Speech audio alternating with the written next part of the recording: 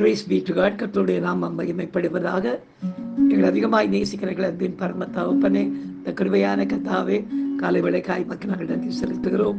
இந்த காலை வேளையிலும் உம்மை துதித்து பாடி ஆராதித்து இந்த நாளிலே நாங்கள் தியானிக்கும்படியாக கர்த்தர்களுக்கு கொடுக்கிற வார்த்தைக்கு நேராக கடந்து போகவும், கண்ணீர் செய்த நன்மைகளை சாட்சியாக சொல்லி உம்முடைய வசனத்தை மகிமைப்படுத்த கர்த்தர் உதவி செய்வீராக. பெரிய காரியங்களை செய்வீராக. இயேசுவின் நாமத்தில் ஜெபிக்கிறோம் எங்கள் ஜீவனுள்ள நல்ல பிதாவே. ஆமேன், ஆமேன், ஆமேன்.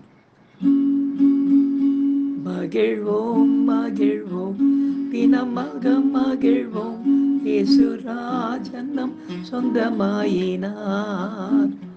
மகிழ்வோம் மகிழ்வோம் தினமாக மகிழ்வோம், இயேசுராஜன் நம் சொந்தமாயினார். இந்த பார்த்தளத்தின் சொந்தக்காரர் அவர், எந்த உள்ளத்தின் சொந்தமானார். ஆனந்தமே பரமானந்தமே, இது மாபெரும் பாக்கியமே. இந்த பார்த்தளத்தின் சொந்தக்காரர் அவர், எந்த உள்ளத்தின் சொந்தமானார். சின்னம் சிறு வயதில் என்னை குறித்து விட்டார், தூரம் போயினும் கண்டு கொண்டார்.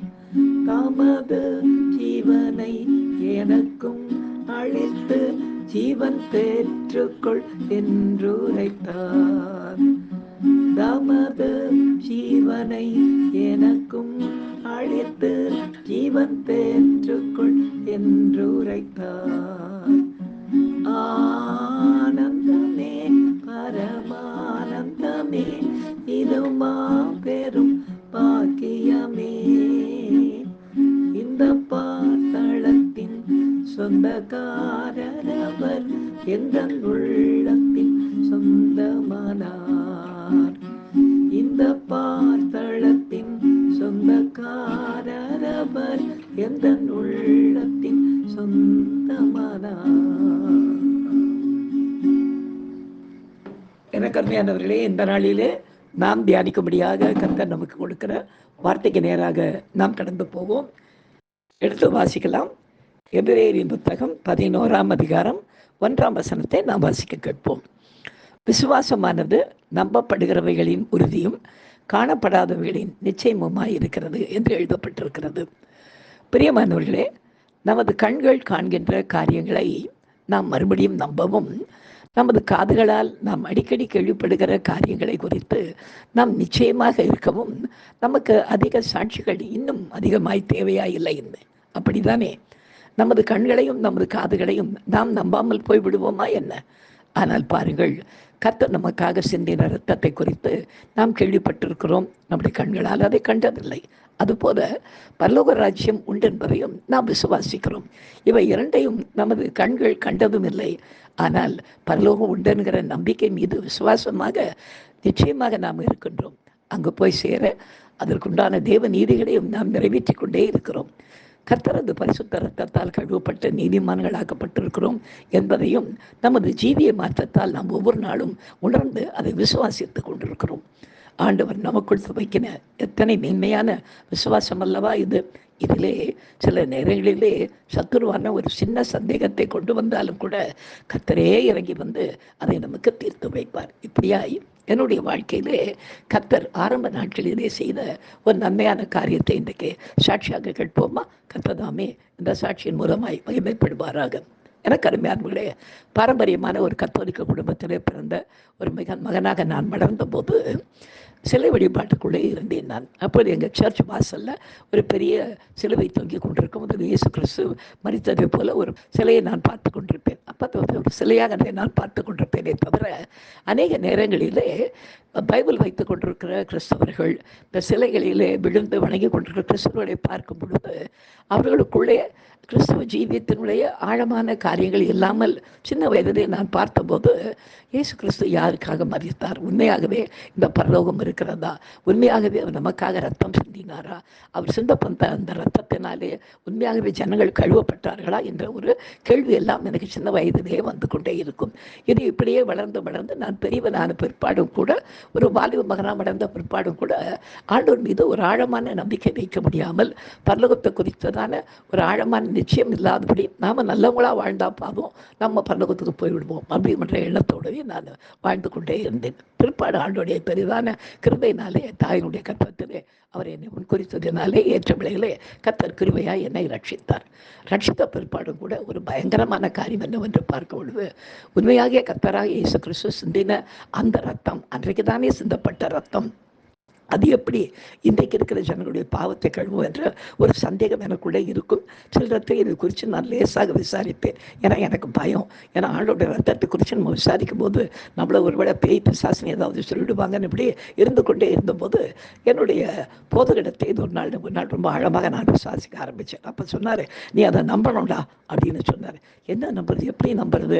அந்த ரத்தத்தால் கழுவப்பட்டவங்க ஒன்றும் அவ்வளோ நல்லவங்களா இல்லையே அப்படி இப்படின்னு மனுஷர்களே பார்த்து கொண்டிருந்தேனே தவிர கர்த்தரை பார்க்கிறதை நான் விட்டுவிட்டேன். எனக்கு அருமையான தேவனுடைய பெரிதான கிருபையினால் இப்பொழுது நான் ரட்சிக்கப்பட்டு ஒரு பெந்தெகோஸ்தே சபைக்கு நான் போய் கொண்டு வந்த அந்த வேளையிலே எப்பொழுது என் கையில் வேதாகமத்தை வைத்துக்கொண்டு வாசித்து கொண்டே இருப்பேன். ஏன்னா நிறைய எனக்கு சந்தேகங்கள், அந்த சந்தேகத்தை போக்குவதற்காக வேதகத்தில் அந்த விடைகளை தேடிக்கொண்டே இருந்த வேளையில் ஒரு தடவை ஒரு கடைக்கு போனப்போ அங்கே என்னுடைய சகோதரியுடைய வீட்டில் வேலை செய்கிற ஒரு வேலைக்காரம்மா, அந்த அம்மா வந்து என்னை பார்த்துட்டு, தம்பி என்ன தம்பி நீங்கள் வேதத்துக்குள்ளே போயிட்டீங்கன்னு சொல்லி நாங்கள் கேள்விப்பட்டோம், ரொம்ப சந்தோஷம், கையில் வர பைபிள் வச்சுக்கிட்டு இருக்கீங்க, நீங்கள் போக தம்பி, பின்னாலே வர உங்களா மூலமாக எனக்கு ஒரு காரியம் நடக்கணும் அப்படின்னு சொன்னாங்க.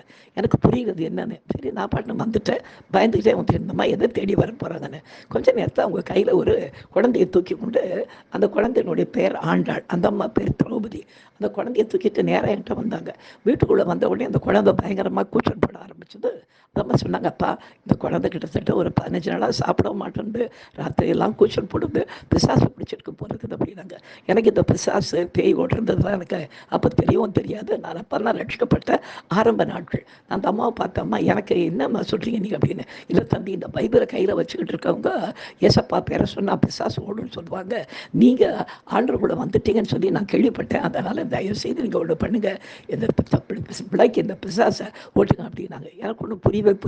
நான் உடனே என்னுடைய மனைவி அவங்க சிஎஸ்ஐ வகுப்புலேருந்து வந்திருந்ததால் அவங்கள்ட்ட போய் கேட்டேன், நீ வந்து பேய் ஓட்ட முடியுமா அப்படின்னு. அவங்க சொன்னாங்க, எனக்கு அதெல்லாம் பழக்கம் இல்லையே அப்படின்னு சொல்லிட்டாங்க. சரி, நான் வந்த உடனே எனக்கு ஒரு பெரிய பயம். அதாவது கையில் நம்ம வேதத்தை வைத்து கொண்டிருக்கிறோம். இப்போ இந்த அம்மா கேட்குற காரியம் நடைபெறலைன்னா இந்த அம்மாவுடைய விசுவாசம், அதாவது ஆண்டவர் பேரை அவங்க நம்பி வந்துட்டு அந்த காரியம் அவங்களுக்கு கிடைக்கலன்னா அவங்க வருத்தப்பட ஆரம்பிச்சிருவாங்களேன்னு சொல்லிட்டு நேராக ரூமுக்குள்ளே போய் கண்களை மூடி முழங்கால் பண்ணிட்டு ஜெபிக்க ஆரம்பித்தேன். ஆண்டவரே, இப்போ நான் என்ன பண்ணான்னு எனக்கு தெரியல, நான் கையில் பைபிள் வச்சுக்கிட்டு இருக்கேன், நான் அந்த பைபிளை கையில் சும்மா பிடிச்சிக்கிட்டு இருக்கேன்ற மாதிரி ஒரு பேராயிடுமே, தயவுசெய்து எனக்கு ஏற்கனவே எனக்கு உங்கள் ரத்தத்தின் மேலே சிந்தப்பட்ட, எங்களுக்காய் சிந்தின உங்கள் ரத்தத்தின் மேலே வேறு சந்தேகம் இருக்குது, எனக்கு பயமாக இருக்குது ஆண்டவரே. அப்போ ஆண்டவர் சொன்னார், நான் சொல்கிறத ஒன்றும் செய், போய் நேராக போய் ஒரு டம்ளர் தண்ணி எடுத்துக்கிட்டு வா அப்படின்னாரு. எனக்கு வேறு வழியே தெரியல. நேராக போய் டம்ளர் தண்ணி எடுத்துக்கிட்டு போகும்போது என்னுடைய மனைவி கேட்டார், எனக்கு தண்ணி எடுத்துக்கிட்டு போகிறீங்கன்னு ஆண்டவர் எடுத்துகிட்டு போய் சொல்கிறார் அப்படின்னு சொல்லிட்டு டம்ளர் தண்ணி எடுத்துகிட்டு வந்த உடனே அந்த பிள்ளைகிட்ட வந்த உடனே ஆண்டவர் சொல்கிறத அப்படியே செய்ய ஆரம்பித்தேன். ஏன்னா எனக்கு வேறு வழி தெரியல. அந்த தண்ணி மேலே கை வச்சு, இதை கல்வாரி ரத்தமாய் நான் எடுத்துக்கொள்கிறேன் அப்படின்னு சொல்லிட்டு ஆண்டவர் சொன்னபடியே கொஞ்சம் அந்த தண்ணி எடுத்து அது ரத்தமாய் நான் அந்த நாளில் அதை நம்பி அந்த பிள்ளையோட முகத்தில் தெளித்த உடனே அந்த பிள்ளை பெரிய கூச்சல் போட்டு கீழே விழுந்த கொஞ்ச நேரத்துக்கெல்லாம், பாட்டி எனக்கு பசி எடுக்குதுன்னு கூச்சல் போட்டுச்சு.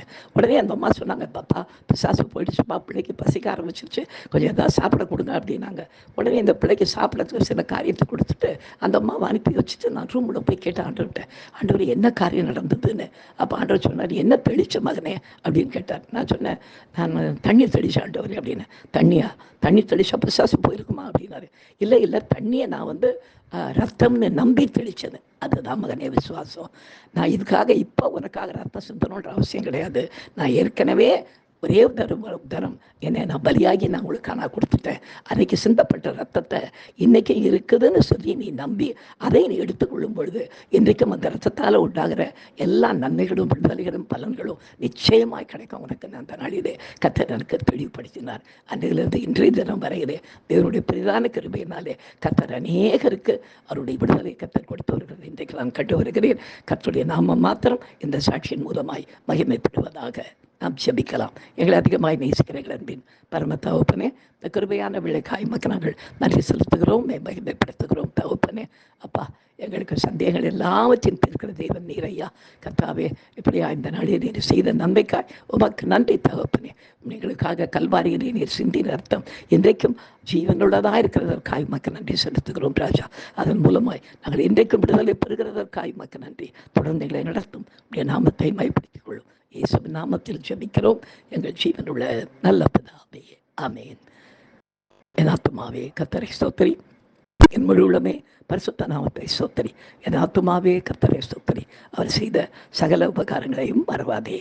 ஆமென். ஹல்லேலூயா, ஹல்லேலூயா, ஹல்லேலூயா. God bless you. Thank you.